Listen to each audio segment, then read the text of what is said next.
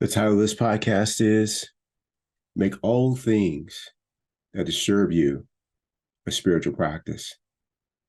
This is one of the things that I have been doing. Just this morning, I was talking to someone, and I noticed that I made progress in an area that has been a challenge for a long, long time. And that is when people are tardy.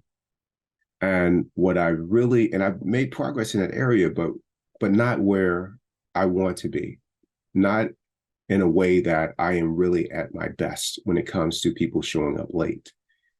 And I have made a commitment, a really big commitment here recently, that when someone shows up late, that is going to be my spiritual practice.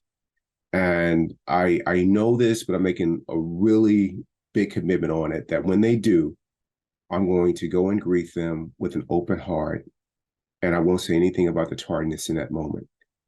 If the lateness is having an impact to what we're trying to do, then the conversation will only be had at the end when I've gotten myself together and I've shown them nothing but kindness throughout the entire time together before we are about to go our separate ways.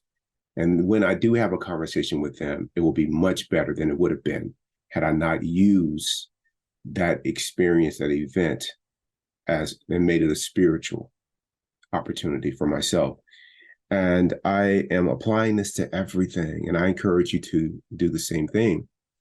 If you are, often disturbed by the comments of a parent, an in-law, or a friend, and life somehow requires you to spend some time with them, then make that time with them a spiritual experience.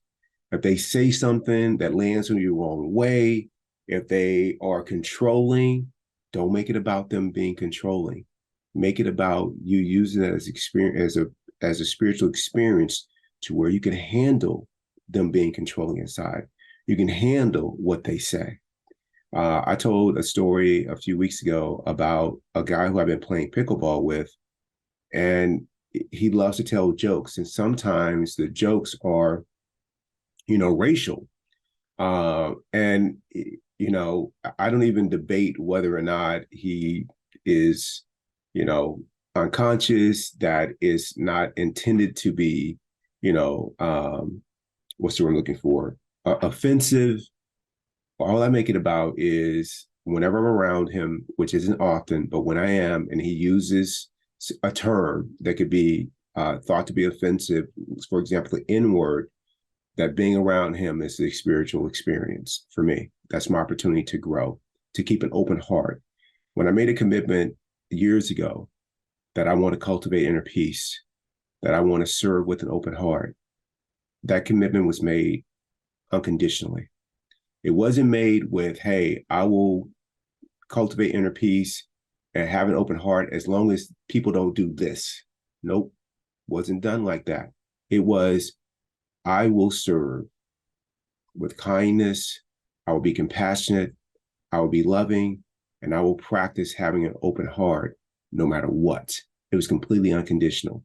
And so if you make it about that, then everything has an opportunity to be a spiritual experience when people or life shows up in a way that disturbs you. It's not about what's going on the outside. It's about what's going on the inside. And just because it's not to my liking on the outside, or just because the outside is a mess, doesn't mean that it has to be a mess inside. And this, if I do this, then I have the potential to raise every moment instead of making the moment worse or making it a problem. And so I encourage you to do the same thing. All these experiences that we have in life, at least in my estimation, is about making me better.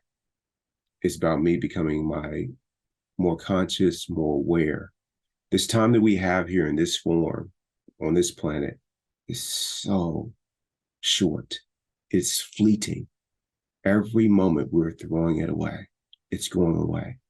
And how do I want to spend those moments? I want to spend them turned on, full of joy, learning and growing the whole time, and being a contribution to every space that I'm in. And by working on myself, I think I'm doing that better and better every single day.